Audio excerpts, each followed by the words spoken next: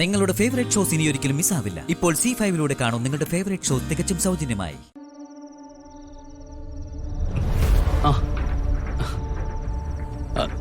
ഗംഗേ,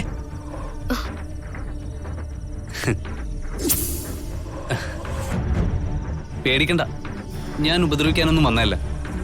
ഞാൻ ഒരു കാര്യം ചോദിച്ചാ ഗംഗ സത്യം പറയണം. പറയോ? പറയാം. നകുലുമായുള്ള വിവാഹത്തിന് ഗംഗയ്ക്ക് താല്പര്യമില്ലേ?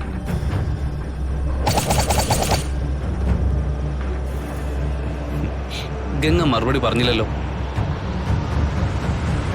സത്യം പറയാന്ന് എനിക്ക് വാക്ക് തന്നതാ. എന്റെ ഇഷ്ടങ്ങള് ഞാൻ നോക്കിയിട്ടില്ല. മുത്തശ്ശി പറയുന്നത് ഞാൻ അനുസരിച്ചിട്ടേ ഉള്ളൂ. എന്ന് വെച്ചാ അതിന്റെ അർത്ഥം എന്താ? ഈ വിവാഹത്തിന് ഗംഗയ്ക്ക് ഇഷ്ടമില്ല എന്നാണോ?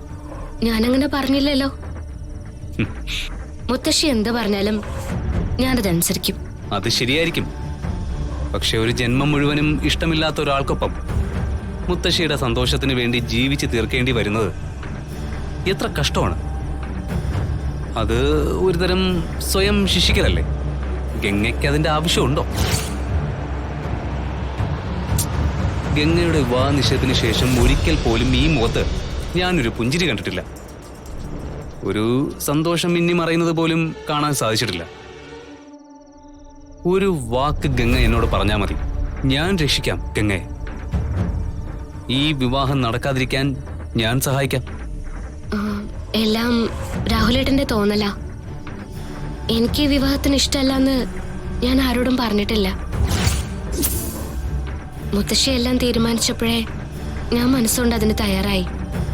ഗംഗയുടെ ജീവിതം തീരുമാനിക്കേണ്ടത് ഗംഗ തന്നെയാണ്, അല്ലാതെ മുത്തശ്ശിയല്ല. അവരുടെ കാഴ്ചപ്പാടുകൾക്ക് 2 തലമുറകളുടെ വ്യത്യാസമുണ്ട്.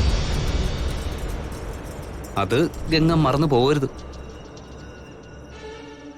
ഇല്ല, മുത്തശ്ശി പറയുന്നതും ചെയ്യുന്നതും എല്ലാം എന്റെ നന്മയ്ക്ക് വേണ്ടിയാ. അതല്ലാന്ന് ഞാൻ പറയില്ല.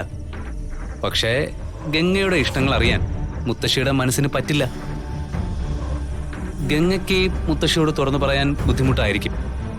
അതാണ് ഞാൻ സഹായിക്കാമെന്ന് പറഞ്ഞത്. ഗംഗയ്ക്ക് ഇവിടെ നിന്ന് പോവാൻ താല്പര്യമുണ്ടെങ്കിൽ ഞാൻ കൊണ്ടുപോവാം.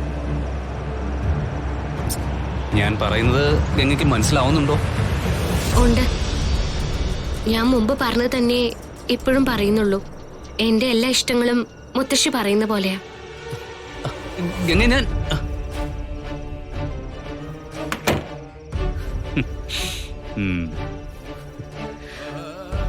നിന്റെ ഉള്ളിൽ ഒരു ചാഞ്ചാട്ടം ഉണ്ട് ഗംഗ, അതെനിക്കറിയാൻ പറ്റുന്നുണ്ട്.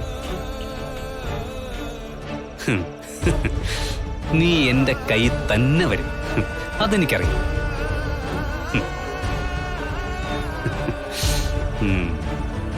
ഡൗൺലോഡ് ചെയ്യൂ C5 ആപ്പ്. കാണൂ എല്ലാ എപ്പിസോഡുകളും സൗജന്യമായി.